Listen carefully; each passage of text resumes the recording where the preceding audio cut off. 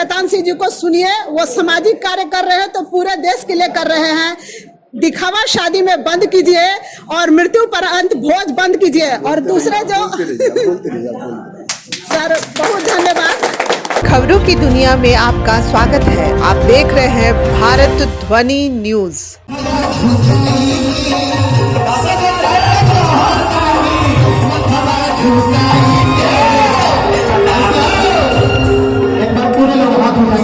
सब लोग एक बार हाथ उठा करके जो लगता नहीं लगाने कहेंगे ना कि ये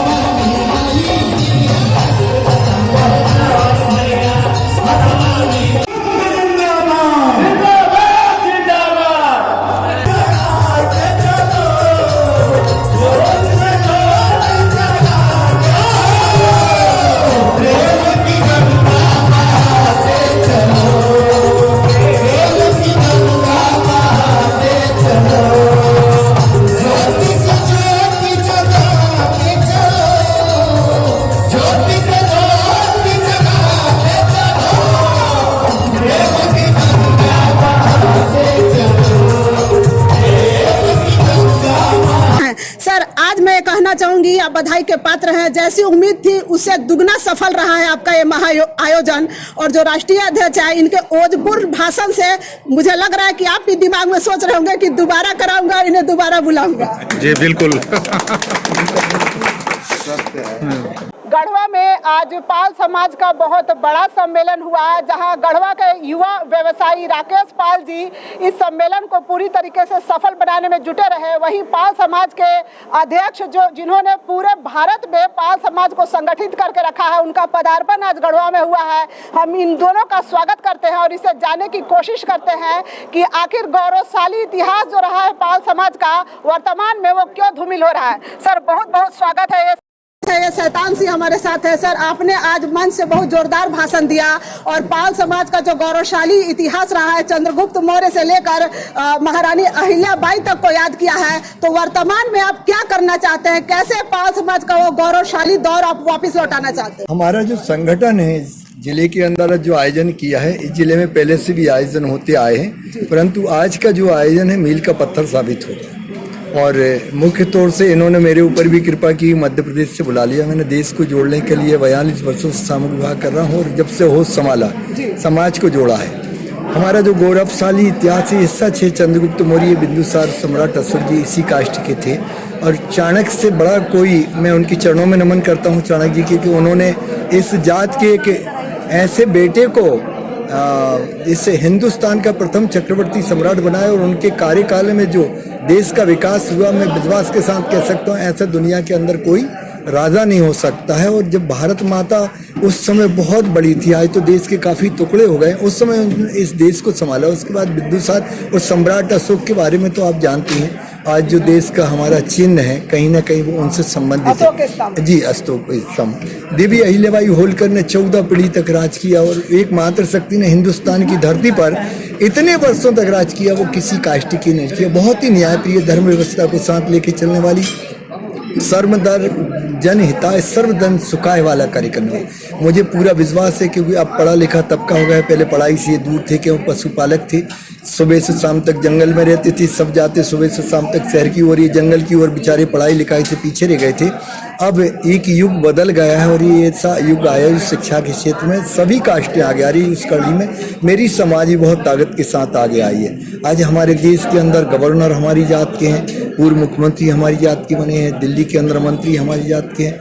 मैं भी मध्य प्रदेश से एक कैबिनेट दर्जा लेकर बैठा हुआ हूँ। बाकी देश के अंदर राजनीति काफ़ी आगे आ गई है, फिर भी जो झारखंड के अंदर मेरी समाज का उत्थान होना था, विकास होना था, उनका जो हक था, जो योजना का उनको लाभ मिलना था, वो सरकारों ने नहीं दिया। आज मैंने बड़े दमदारी के साथ यहाँ बात रखी है और मैं विश्वास के साथ कह सकता हूँ कि आज मेरी समाज में जो चेतना आई है, ना मैं इनको सोने दूंगा ना मैं सोऊंगा। जब जब भी बुलाएंगे मैं आऊँगा, नहीं भी बुलाए तो मैं इनको चेतन करूँगा, इनको जगाऊंगा कि आप मुझे बुलाइए और देश के अन्य मेरे साथियों को बुलाइए, जिससे हमारा जो पिछला इतिहास है उसको हम कैसे सबके बीच में लेके जाएं और उसको कैसे पुनः स्थापित करेंगे। राजा तो अब चले गए कि प्रजातंत्र सीधा सीधा, मगर उसमें भी हम राजनीति के क्षेत्र में आगे, हमारे विधायक, सांसद, मंत्री, राज्यसभा सदस्य हों, इस क्षेत्र, इस प्रदेश के अंदर हमारी अच्छी जनसंख्या है और राजनीतिक दलों ने हमारा उपयोग किया, वोट का उपयोग किया, हमें साथ नहीं दिया। आज मैंने इनको इस ओर की ओर मोड़ा है कि आप राजनीति की ओर आगे बढ़ें, शिक्षा की ओर आगे बढ़ें और सर्व अच्छे कामों में आप संपन्नता प्राप्त करें। आप भी देश के नागरिक हैं, जो अन्य लोगों को आपको अधिकार है वो आपको भी अधिकार है। सर, 2 सवाल। जो विपक्षी दल रहे हैं, केंद्र सरकार में बात कर रही हूँ, वो लोग हमेशा जातीय जनगणना की बात करते रहे हैं, लेकिन केंद्र सरकार अभी जातीय जनगणना से पीछे हट रही है। तो आपको लगता है कि अगर जातीय जनगणना होगा तो हर जाति, हर समाज का उत्थान करने और उनके लिए विशेष योजनाएं लागू करने में मदद मिलेगी? मैं इसके बारे में ज़्यादा गहराई में नहीं गया हूँ, फिर भी हर जात की अपनी एक ताकत दिखना चाहिए कि हर जात का पता होगा कि ये कौम इतनी है तो उनका स्थान हर जगह सम्मानजनक मिलेगा। मैं जनगणना के बारे में भी कुछ अपने मुंह से नहीं कहूँ, फिर भी एक बात कहूँगा कि जैसे मेरी समाज 12.5 करोड़ के करीब हिंदुस्तान में है। हाँ, ये रेतीली क्षेत्र में मिलेंगे तो समुद्र किनारे मिलेंगे, पर्वतमाला में भी बर्फ की क्षेत्र में, अटक से कटक, कश्मीर से कन्याकुमारी तक ये जात पाई जाती। क्यों? भेड़ बकरियों का जो दूध है वो सब जगह, और ये पशु जो है बर्फीले क्षेत्र में भी रहता है और रेतीली क्षेत्र में भी रहता है। गर्मी सर्दी सब में सहन करने की ताकत होती है। पूरे हिंदुस्तान के समस्त जिलों में निवास करते हैं। इसलिए 12.5 करोड़ की जनसंख्या और उसके देश के अंदर अभी जनगणना में इतनी ताकत का किसी को पता ही नहीं, इसलिए लाभ का तो है काम, फिर भी मैं ज्यादा इस पे स्टडी नहीं की। सर, आज मंच से आपने जो भाषण दिया उसमें तो सभी समाजों के ऊपर लागू होता है। जैसे आपने कहा कि शादी में बहुत खर्चा मत करें, बल्कि बेटे बेटियों को पढ़ाई कराएं, तो आज तो आपका भाषण जो है वो तो सभी समाज को, पूरे हिंदुस्तान को सुनना चाहिए, क्योंकि दहेज प्रथा और शादियों में बेतहाशा जो खर्च होता है इससे बहुत ज्यादा नुकसान होता है। तो मैं चाहूंगी कि आप हमारे चैनल के माध्यम से सिर्फ अपने समाज नहीं बल्कि पूरे भारत के लोगों को ये 2 बातें जो आपने सुंदर मन से कही थी कि एक तो शादियों में अनावश्यक खर्च बंद करे, सामूहिक विवाह करे, और दूसरा मरणोपरांत जो अनावश्यक आप खिलाते हैं, तो ये दोनों के लिए एक बार फिर से सर अपील कर दें। ये सच है कि खर्चीली शादियां बंद होना चाहिए, दहेज दानव को जड़ से उखाड़ के फेंक देना चाहिए। जब सामूहिक आदर्श विवाह होंगे तो दहेज प्रथा बंद हो जाएगी, खर्चीली शादियां बंद हो जाएगी, और माता पिता को ऊपर जो एक बोझ लगता है, सीधे शब्दों में उनके सर पर बोझ नहीं रहेगा। जब उनसे एक पैसा और एक अन्न का दाना संगठन जो सामूहिक विवाह करेंगे वो नहीं लेंगे तो उनका पैसा बचेगा, उनके बच्चों को अच्छी शिक्षा देंगे, अच्छे घर बना लेंगे, अच्छे व्यापार, गाड़ी घोड़े सब में आगे जाए, वो बच्चे उच्च शिक्षा प्राप्त कर लेंगे। सबसे बड़ा अभिशाप है ये खर्चीली शादियाँ। अच्छा, रईस करता है तो गरीब भी देखा ताकि करता, अपनी जायदाद बेच देगा, जेवर गिरवी रख देगा, नौकरी लग जाएगा, हाली लग जाएगा, खेती बाड़ी गिरवी रख देगा। तो मैं इस अभिशाप से मिटाना चाहता हूँ। पाल समाज में काफ़ी प्रदेशों के अंदर मैं मिटा चुका हूँ, और मैं आज जो झारखंड के अंदर ही बोला, मैं इनकी जन जन तक जहाँ ये मुझसे बोलेंगे 1-2 महीने के करीब कहेंगे तो मैं आ जाऊँगा। मैं जागरण की एक यात्रा निकाल दूंगा कि खर्चीली शादी बिल्कुल बंद करें, सामूहिक विवाह चालू करें। जिस तरह से मैं सामूहिक विवाह 42 साल लगातार 35,000 शादियां मैंने मध्य प्रदेश और देश के अंदर निःशुल्क कर चुका। 35,000 शादियों का मतलब कितने अरब रुपये बेटी बेटी वालों को बचाए। इस कारण हम यहाँ तक पहुँच गए। मेरे परिवार में 9 शादी मेरे होश में, मैं खुद भी बहसी शादी की है मैंने, यानी हमने 9 शादी, यानी कम से कम 9 करोड़ रुपए खर्च होता है, 9 करोड़ का ब्याज 9 लाख रुपए महीना होता है। तो मैंने वो सारा पैसा बचाया और राजनीति के क्षेत्र में लगाया। और समाज के ऊपर आपको पता नहीं, इस देश के अंदर एक ही व्यक्ति ऐसा है जो घर से रोटी मांग के खाता। मैं होटल का किसी तरीके का कोई खाना, मिठाई है, समोसे, कचौड़ी कुछ नहीं लेता हूँ मिनरल वाटर के अलावा। घर से रोटी मांग के खाता हूँ। आज भी रोटी मैंने मांग के बुलवाई थी, 5 रोटी में से 2.5 रोटी हमारे पिताम जी ने खाई, 2.5 रोटी मैंने खाई। कल सुबह का भोजन करके आया था। मगर समाज की भूख ऐसी कि उनको मुझे जगाना, इसलिए देश से सभी जातों को खर्चीली शादी बंद करना चाहिए, सामूहिक विवाह चालू करना चाहिए। अगर उन प्रदेशों के अंदर सरकारें सामूहिक विवाह नहीं करती है तो समाजों को उनसे मांग करना चाहिए, राजनेता को उनसे मांग करना चाहिए कि सरकार का भी दायित्व बनता है कि इस अभिशाप को बंद कराए और इस भार को सरकारें उठाए, जिससे सभी, ये सर्वजन हित है, सभी समाजों के लिए।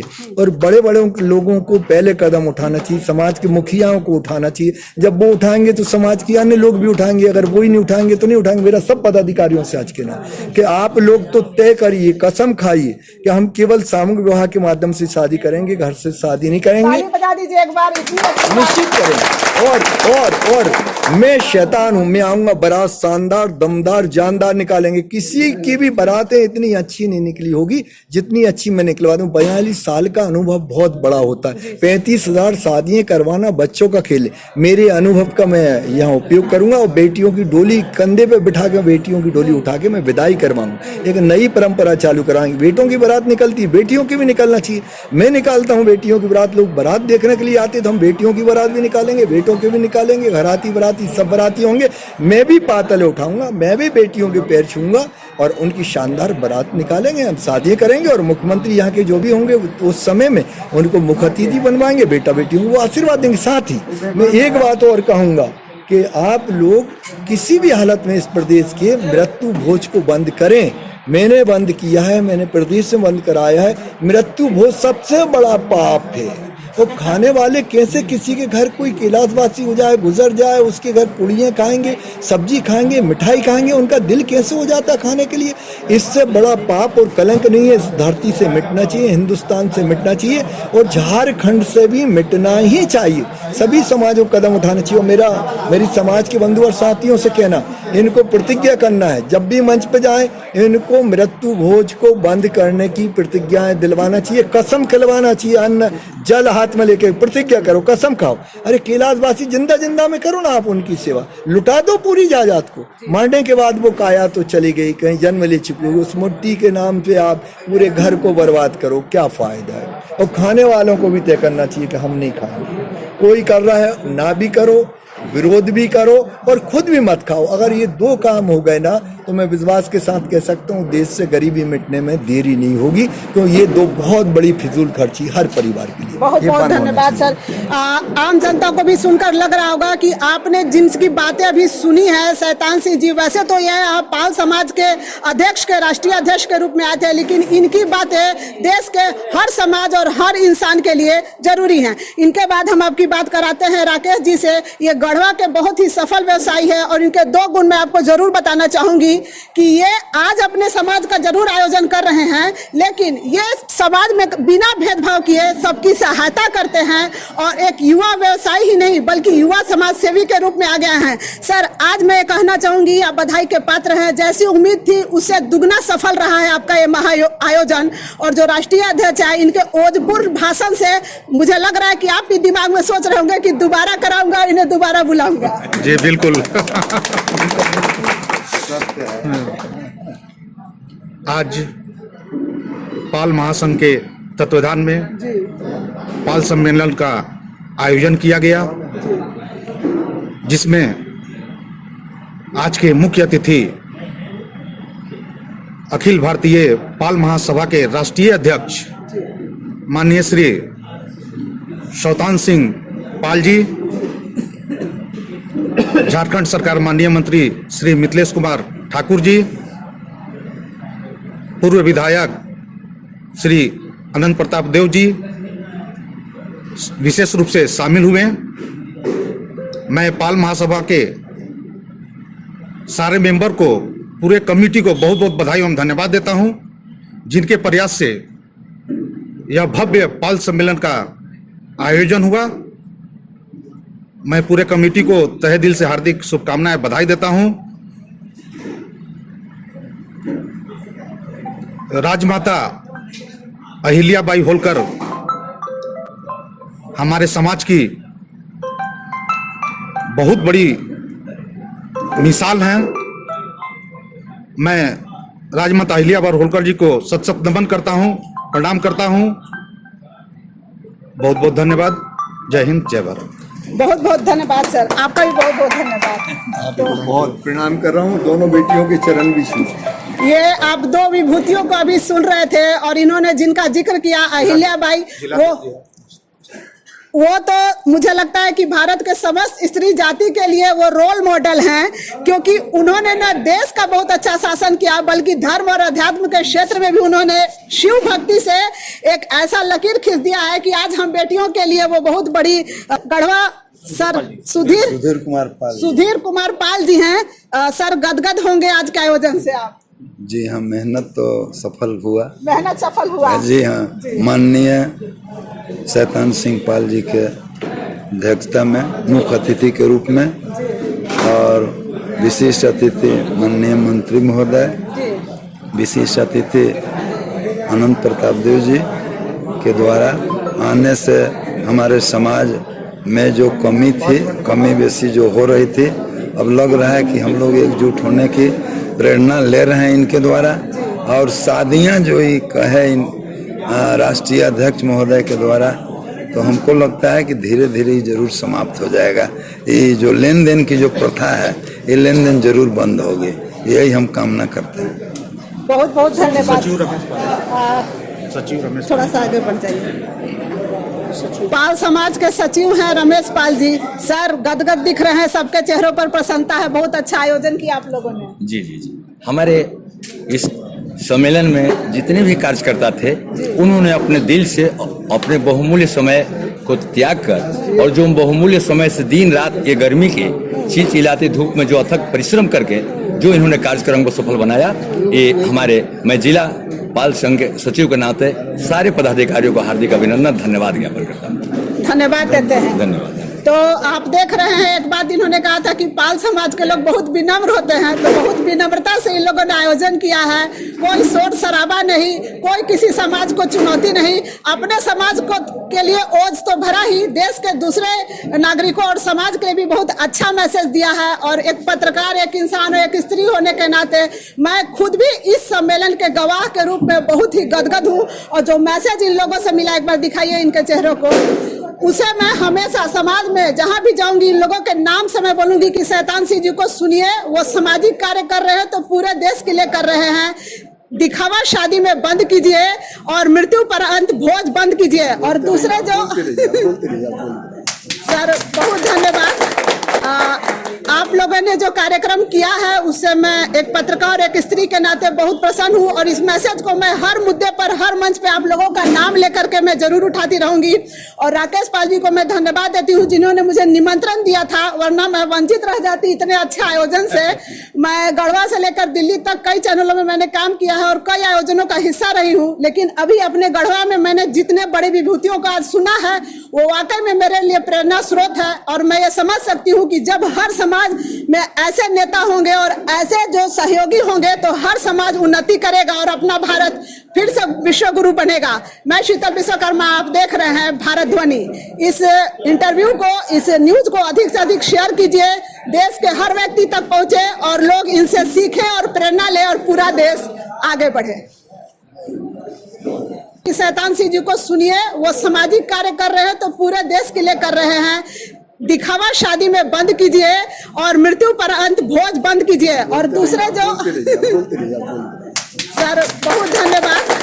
प्रकाश फूल सजावट केंद्र रामानुजगंज। हमारे यहाँ एक से बढ़कर एक मनमोहक आकर्षक सजावट, ताजे फूल, वरमाला, गुलाब, गेंदा, रजनीगंधा, केट, लिली, जरबेरा, रेडीमेड सजावट, मोर, पगड़ी, माला, रेडीमेड लतर, चुनरी, महफिल, थर्मोकोल, नेम प्लेट, सजावट का सामान होलसेल रेट पर। एक भक्त प्रतिष्ठान, रामानुजगंज, छत्तीसगढ़। प्रकाश फूल सजावट केंद्र दिए गए नंबर पर अभी संपर्क करें। प्रोप्राइटर श्री प्रकाश मालाकार।